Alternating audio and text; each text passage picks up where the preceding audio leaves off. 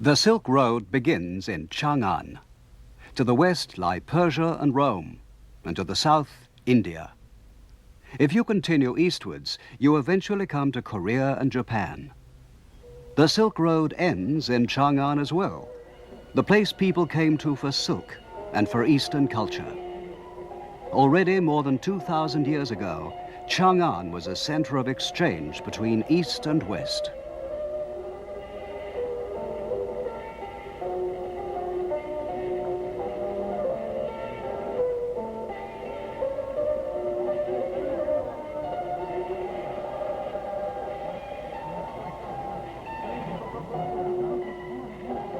Our Silk Road expedition was a joint effort made up of people from NHK, the Japan Broadcasting Corporation, and from CCTV, China Central Television.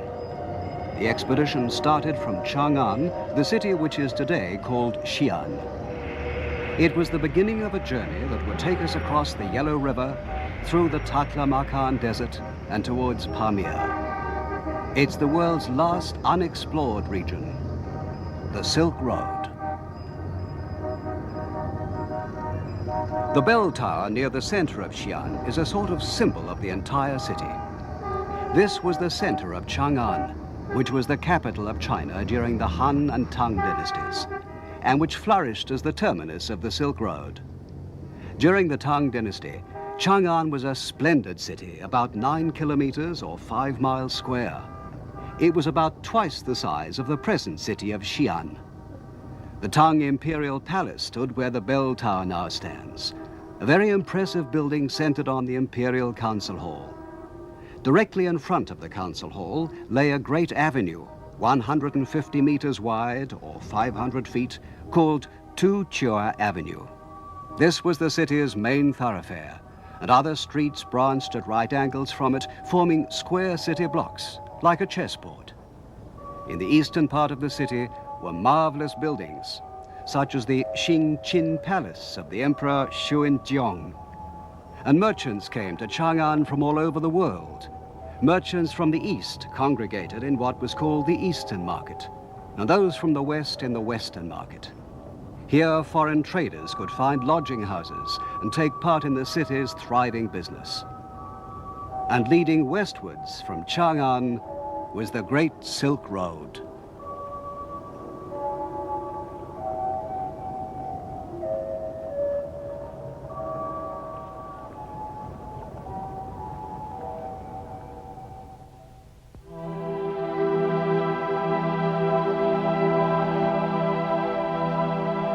Whenever we think of China, we think of the Great Wall. And whenever we think of the Great Wall, our thoughts turn to the Emperor Qi Huangdi, who started to build it. He quelled the tribal strife that divided China, united it for the first time into a single empire, and with the Great Wall, protected it from its nomadic enemies in the north. He was a notorious despot, but he achieved many great things. A marvelous relic that demonstrates the enormous power of the Emperor Qi Huangdi was recently discovered quite near Xi'an. A huge group of clay models of warriors and their horses has been excavated. It's become known as the Emperor Qi Huangdi's sculptured army.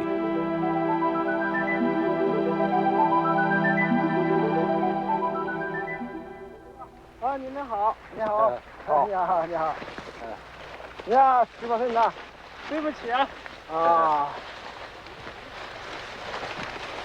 さんというのはどの人ですか？哪个是姓杨的？他です。この人がヤンさんですか？哎，こんにちは。你好。你好、你好。ヤンさんが秦の始皇帝の兵馬俑を発見されたそうですね。听说你发现了秦坑是吗？我毛主席啊，在这个龙泉基建尤其的水利基建方啊，我们这个呀，这个临潼县呀，盐在公社下环这个大队西洋生产队，在这个水利建设上大井啊，这个达到啊这个4.5米左右啊，发现这个秦俑啊，当时。我が人民公社の社員たちはですね、糸を掘るとき、糸を掘るとき、地下4メートルの深さのところですね、新の兵馬俑を発見しました。それだけ立派なものを発見されたから、今は英雄ですね。你发现了这么一个重大的发现呀，你是一个英雄啊。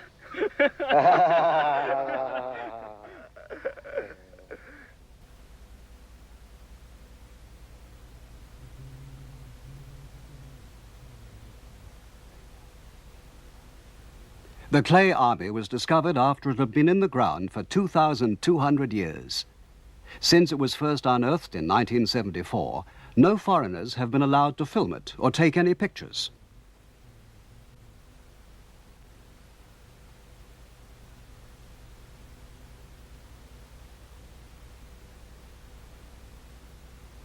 The joint Chinese-Japanese expedition was the first television team allowed to cover the sculptured army, the greatest archaeological discovery of the 20th century. During the years since the discovery was first made, more than 600 life-sized figures of soldiers and horses have been found.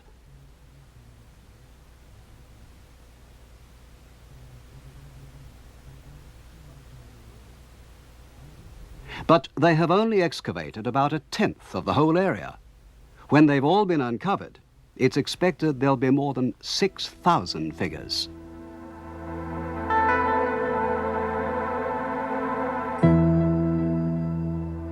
The Emperor Xi'an was indeed a very powerful man.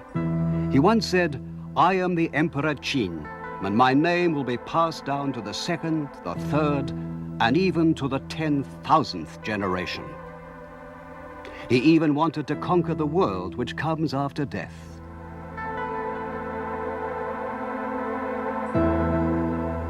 He built a sort of tomb palace underground where he'd live after his death and place soldiers at its four corners like an imperial guard. Today, this is all being carefully excavated by the archaeologists. The clay statues which are now appearing are the men of that imperial guard.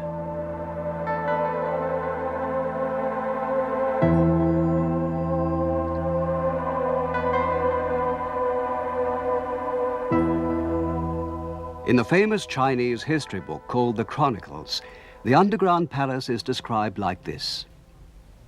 When the Emperor Xi'an took power, he had a tomb constructed using 700,000 convicts as labor. In it, he placed a golden throne and an observation tower with 100 officials and military officers. He had a special system invented that would shoot arrows to kill anyone that might try to dig up the palace.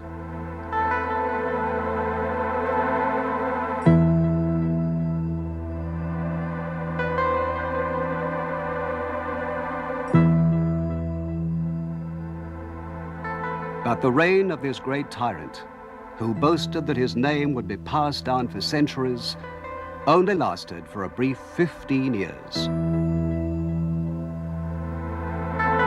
Yet today, after more than 2,000 years, his underground palace is being seen again.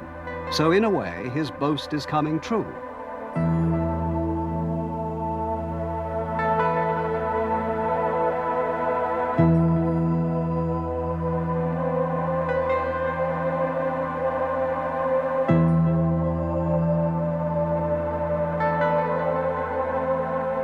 The archaeologist in charge told us that to complete the excavation will take about another 20 years of work. He invited us to come back in the year 2000 and told us we'd be welcome.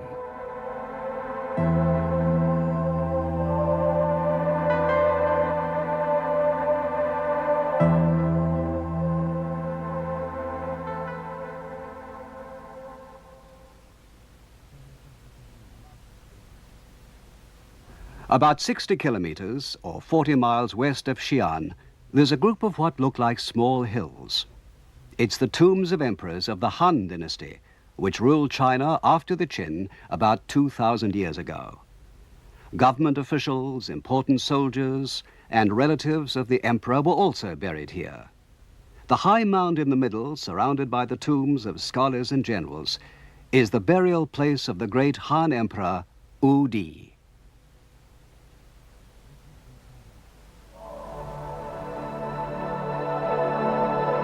It's about 46 meters high, or 150 feet, and about 230 meters wide at the base, or 250 yards. So it's comparable with the Great Pyramid of Egypt.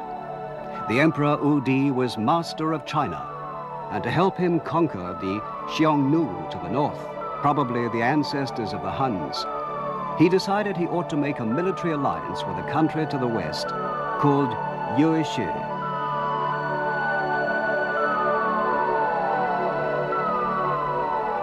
He called for a volunteer to carry his message to Yuezhi. The man who came forward was called Jiang Qian.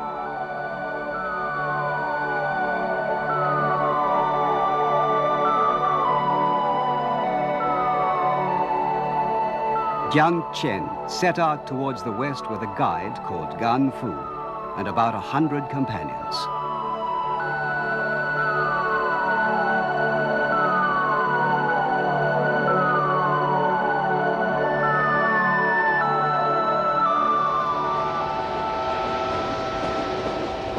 We went to see the tomb of Jiang Qian, which still exists at a place called Hanjiang, about 12 hours by train from Xi'an. We were the first expedition of foreigners ever to visit the tomb.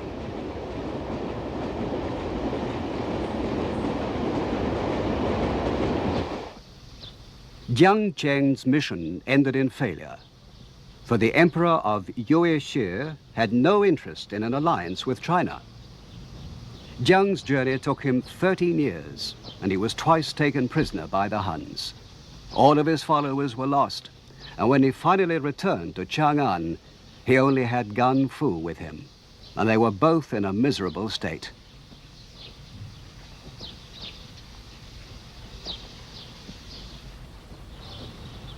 But Jiang Qian hadn't wasted his time. As soon as he was granted an audience with the Emperor Wu, he told him, "They have marvelous horses in the western lands which gallop as though they were flying, and which sweat drops of blood."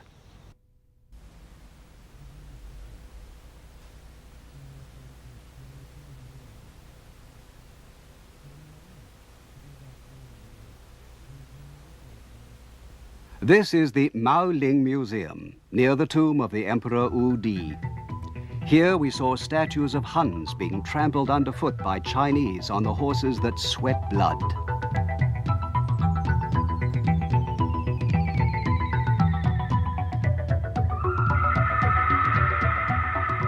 Their hands grasp the air uselessly, and the horse whinnies triumphantly.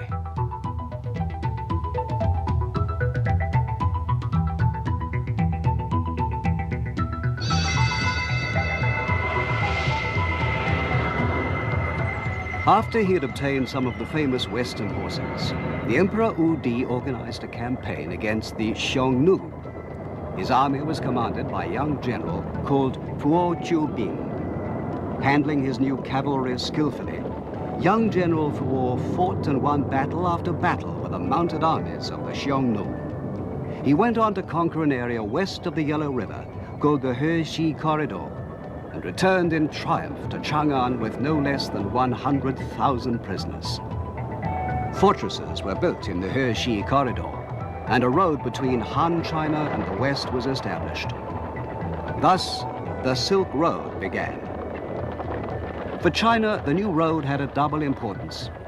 From the West, they could get the precious heavenly horses, and they could export Chinese goods and culture abroad, especially silk.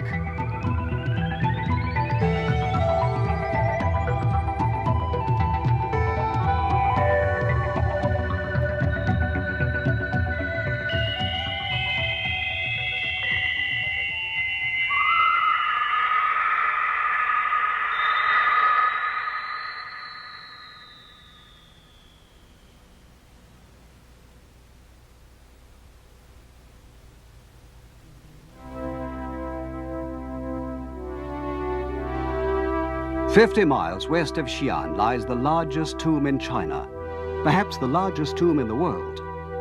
It's the burial place of the third emperor of the Tang dynasty, which started in 618 AD. His name was Gao Zhong, and his empress who was buried with him was called Wu Zetian. Wu Zetian, who ruled alone for 50 years after the death of her husband, was the only empress in the entire history of China. During her reign, China flourished, and its capital, Chang'an, became the biggest and busiest city in the world, with a population of more than 1 million people. The Tang dynasty was the greatest dynasty in all China's history, the flower of the dynasties.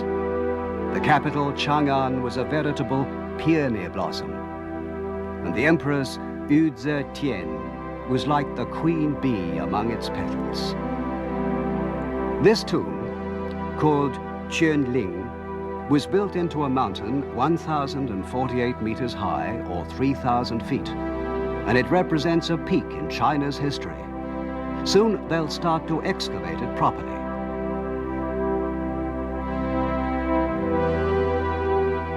On the road to the tomb are many stone figures who look like servants waiting to serve a master.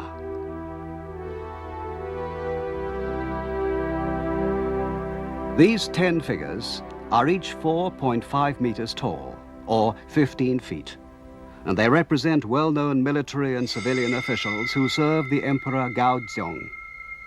They're realistically carved, and they're believed to have been sculptured from life.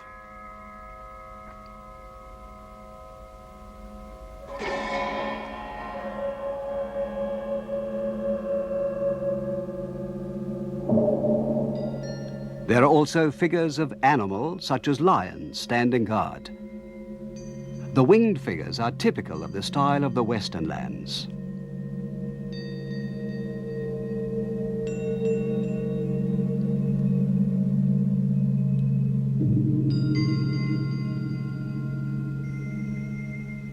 These are figures of the foreign ambassadors who attended the funeral of Gaozong and who even helped to build the tomb. Altogether, 61 kings, members of royal families, or ambassadors from different countries attended the funeral. These clothes, with tight sleeves and a wide hem, are from the north, so you can see it's a group of foreigners. They're wearing belts and have swords slung at the side, but they're holding their hands in front of their chests in Chinese style. At one time, you could read which country they came from and their rank written on the back of each figure, but the characters wore away long ago. But why have the hands and heads been removed? This is still a puzzle. That great funeral, held almost 1,300 years ago, and yet attended by representatives of 61 countries, shows how important China and its capital of Chang'an were in those days.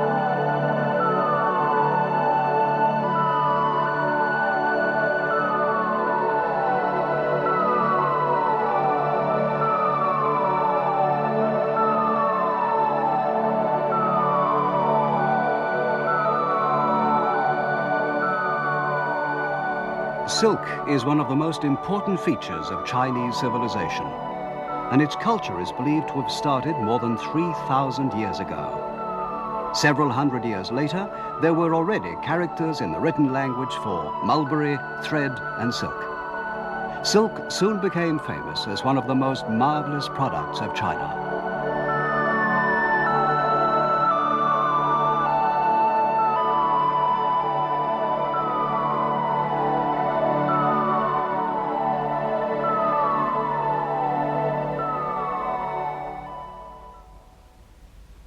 This is the tomb of Princess Yongtai, near the Qianling Mound.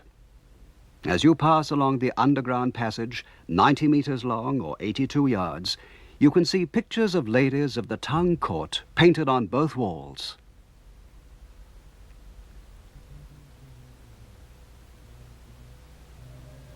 The silk that drapes these ladies was described by a poet of the Tang dynasty.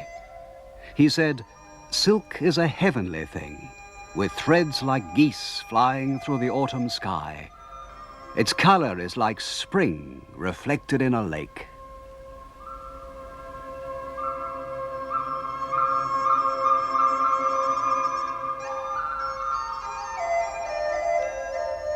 These ladies are playing with flowers in a garden.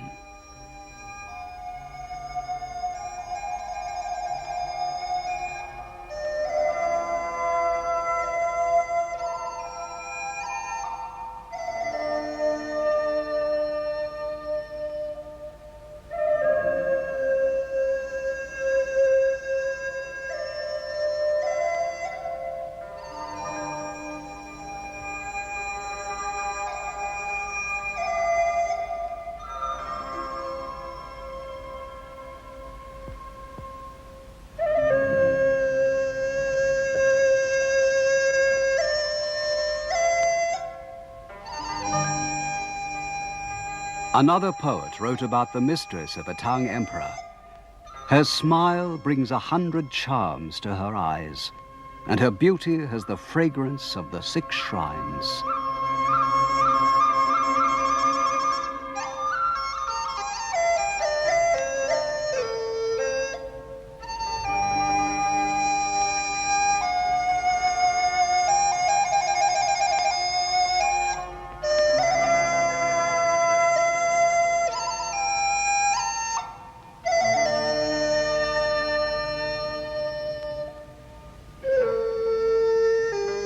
When she bathes in the pond, her servants are struck dumb by her beauty.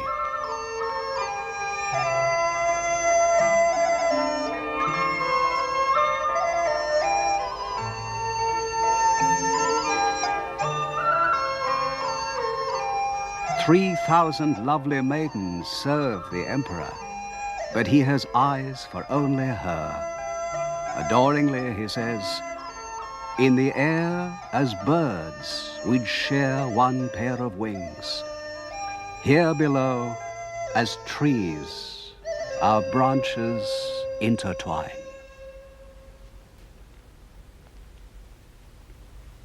This wall dates only from the Ming dynasty, but 700 or 800 years before it was built, the Tang city was 8 times as big and measured 10 kilometers by 8 kilometers, or 6 miles by 5 miles. It was the biggest city in the world, bigger even than Baghdad in the west. Inside the city walls were markets, where business was done by traders from all over the world.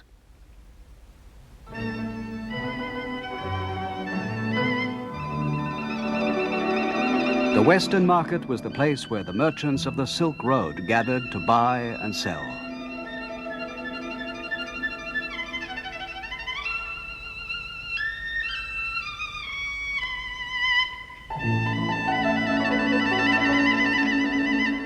The Western Market had other attractions, including music. Entertainment was provided by the hospitable Chinese for the merchants who had endured the hardships of the Silk Road.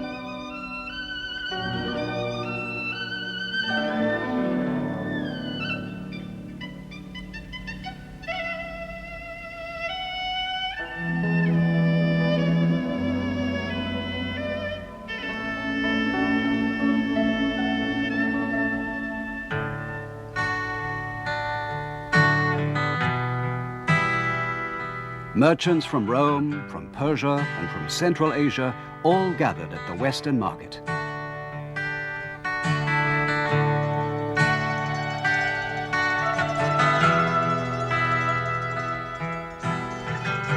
Above all else, what they wanted to buy was silk. In Imperial Rome, silk was worth literally its weight in gold.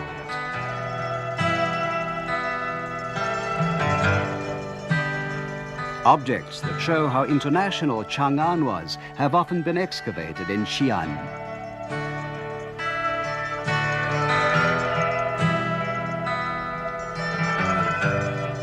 Figures made of the Tang soft ceramic show people from many countries. They've even found ancient Japanese coins.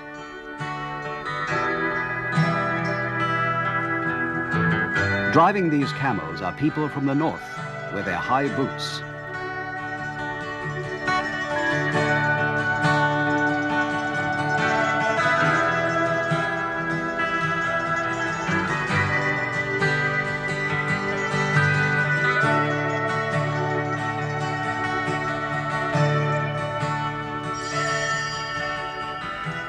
Cultural exchange was flourishing, and a new Silk Road culture was beginning.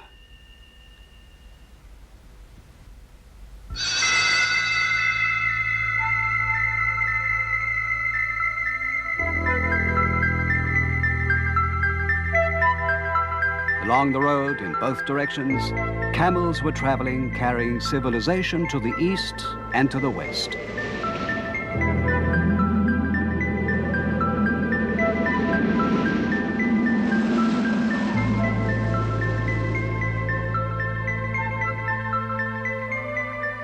This silken artificial flower was found at an important town on the Silk Road called Turfan, about 1,500 kilometers west of Chang'an, or 900 miles. According to the Chinese archaeologists, it's about 1,500 years old, but because Turfan is such a dry place, it's been perfectly preserved.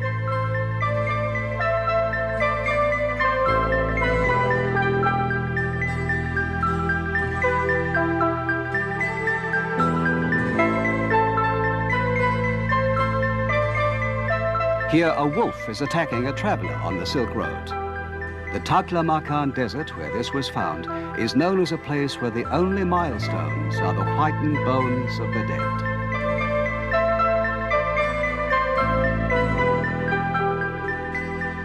But still, people succeeded in walking across it, and silk arrived in Rome. This is an oasis on the southern route of the Silk Road, through a country called Xi'an. Here, the British explorer Stein discovered a famous painting. In Xi'an, they had no silkworms, so the king asked his bride, a Chinese princess, to bring some cocoons with her when she came to marry him. The export of silkworms was forbidden, of course, but the princess succeeded in smuggling a few through.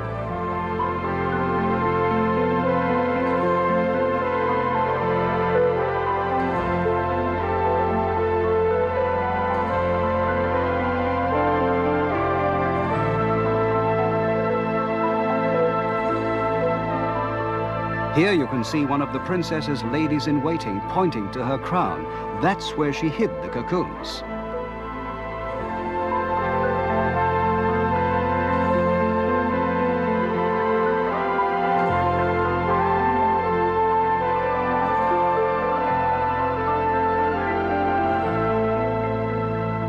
Eventually, the silk crossed the mountains of Pamir, the deserts of Arabia, and arrived in distant Rome. To the Romans, China was Ceres, the country of silk.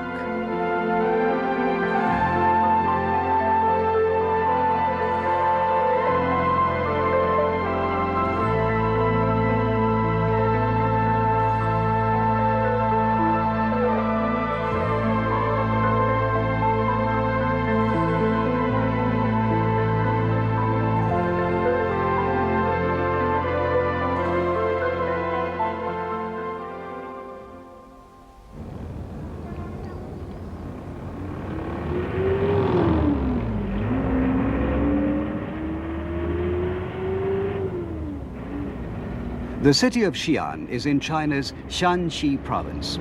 It has a population of 2.5 million, about twice as many as in ancient Chang'an.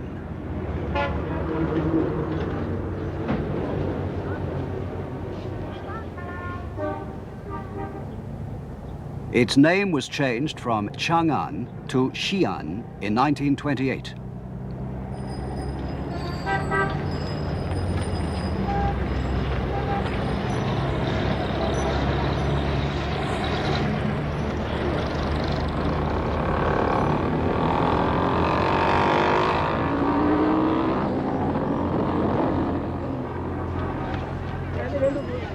We wanted to see what was left in today's city of ancient Chang'an, the capital of 11 Chinese emperors long ago. We were looking especially for evidence of the cosmopolitan culture that came to Chang'an in exchange for its precious silk.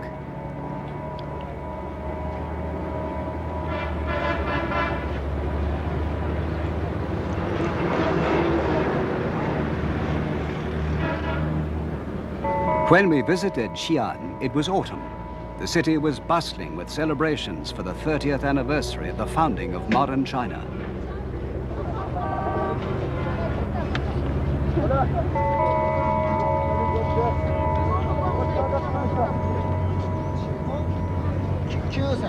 On the street corners, they were selling watermelons.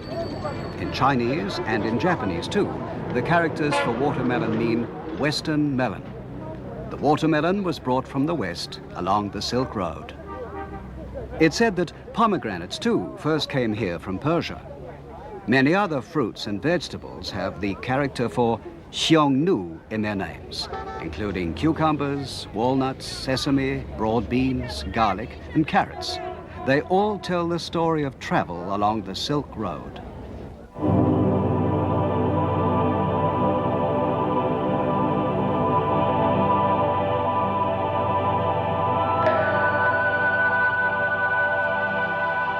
All kinds of new entertainments were also brought for the people of Chang'an.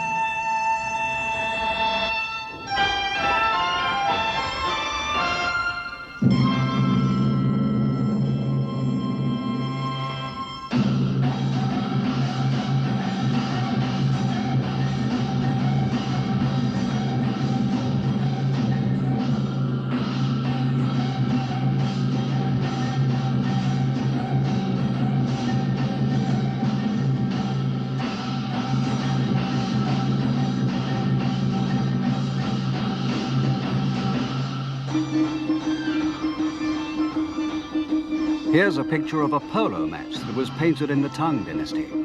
Polo, which originally comes from Persia, was the favorite game of the Emperor Xi'an and was very popular among the aristocrats of Chang'an.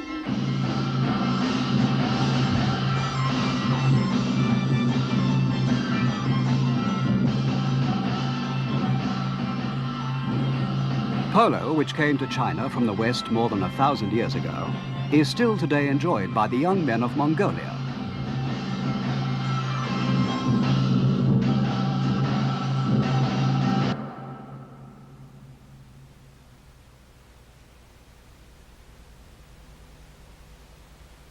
People traveling along the Silk Road also brought their religions with them.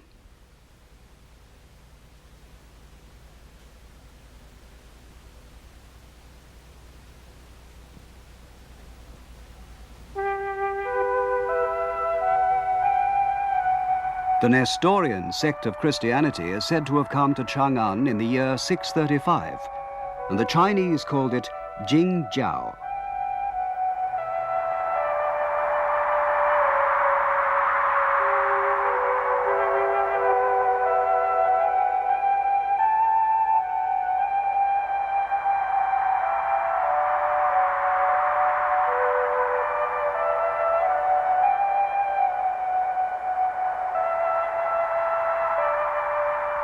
Jingjiao spread quickly in Chang'an, and this great memorial was set up to record its arrival.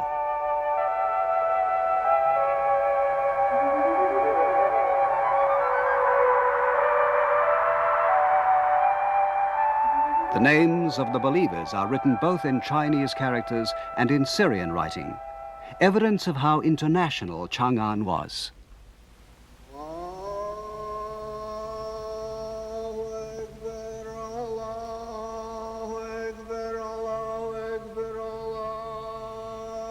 While we were in Xi'an in 1979, Islam was big news all over the world. But Islam has been here for many years. We visited the famous mosque called Qingjiansu.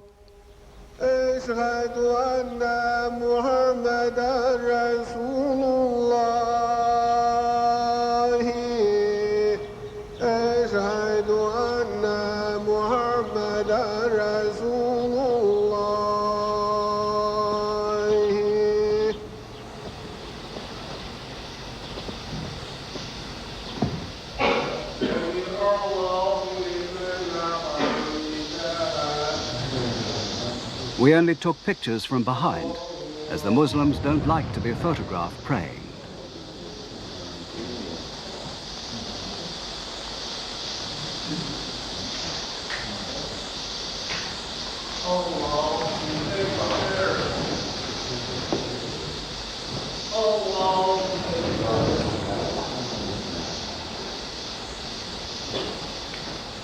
Muslims face Mecca 5 times every day in prayer.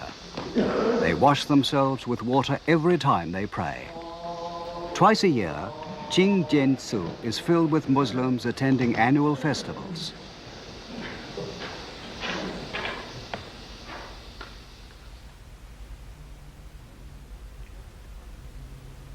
During the Tang Dynasty, it's recorded that the city had 1,000 Muslims. Today, there are more than 10 times as many.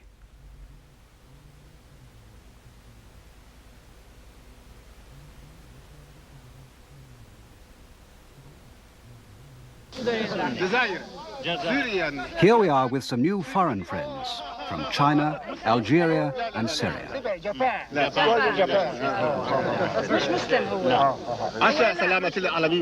أشهد أن لا إله إلا الله وأشهد أن محمدا رسول الله. الحمد لله على نعمة الإيمان. الله جل جلاله. Syria, Algeria, Sydney, Japan.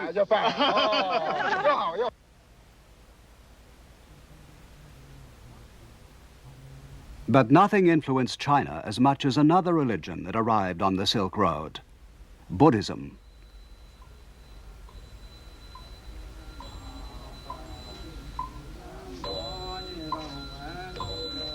We visited the Qingjiaozi, which is where a famous Buddhist priest of the 7th century is buried. His name was Sanzang, and he wrote a famous book called Xi Yo Ji, or A Journey to the West. The Tang Emperor Gao Zhong grieved when Sanzang died and said that China had lost a national treasure. For the past 1,300 years, this Qingjiaozi has been China's main Buddhist temple.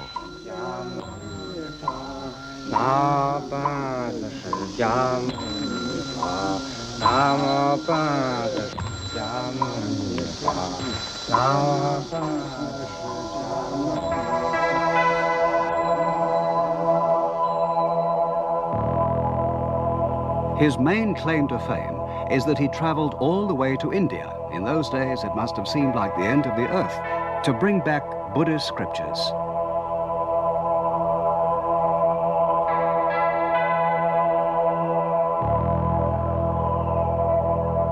From the time he left Chang'an until he returned, the entire journey of 25,000 kilometers or 15,000 miles took him no less than 16 years.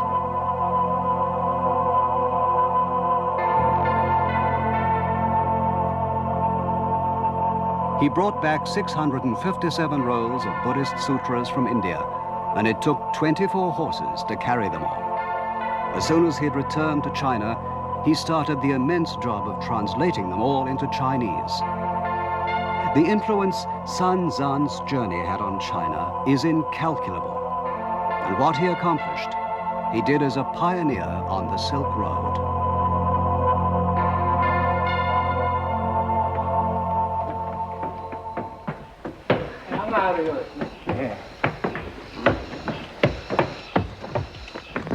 The chief priest of the Qingjiaozi invited us upstairs, saying he had something interesting to show us.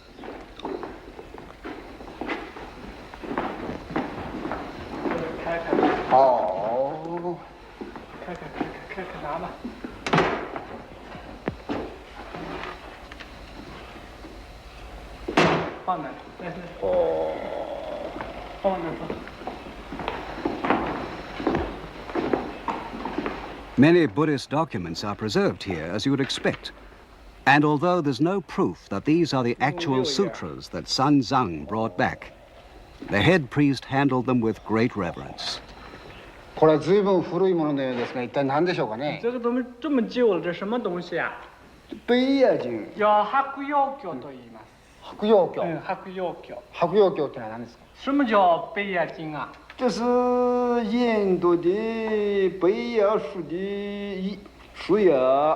これはですね、インドのある白葉という木の葉っぱです。葉っぱ。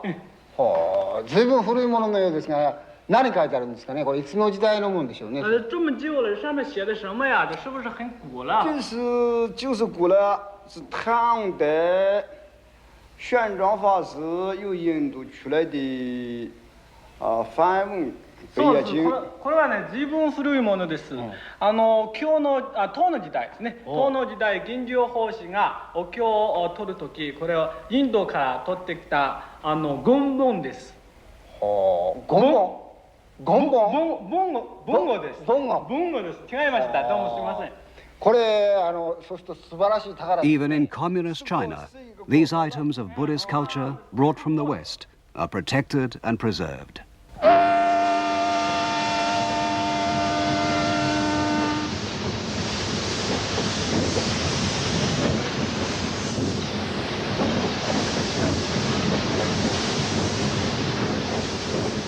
Xi'an is a transit point on the modern Silk Road that starts from Shanghai, the gateway to the ocean, and runs to Urumqi, the international city in the inner continent.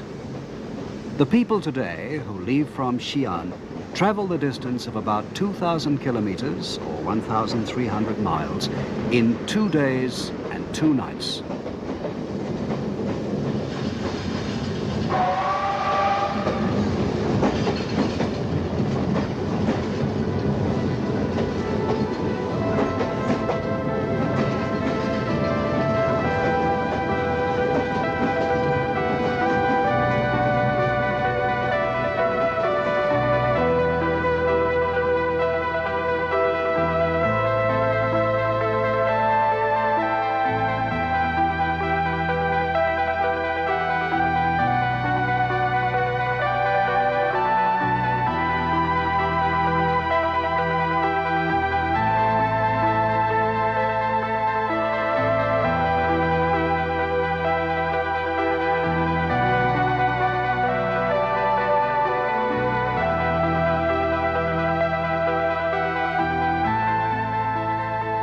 The river Weishui flows through the northwestern suburbs of Xi'an. When people set off westwards along the Silk Road, this is where their friends and relations would see them off.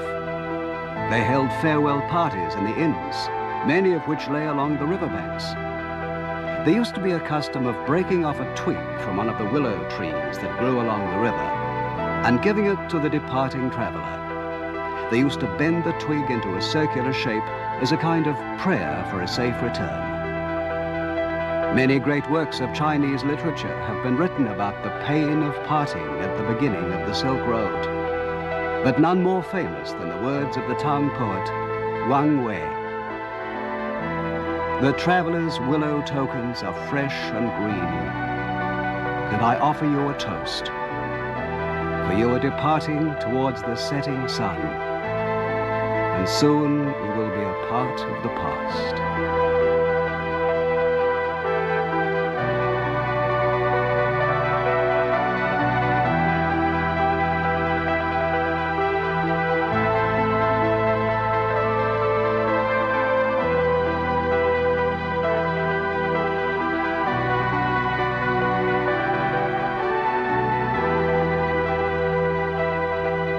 We bade farewell to our hosts in Xi'an and departed across the river for Donghuang, for the Taklamakan Desert, and for lands unknown.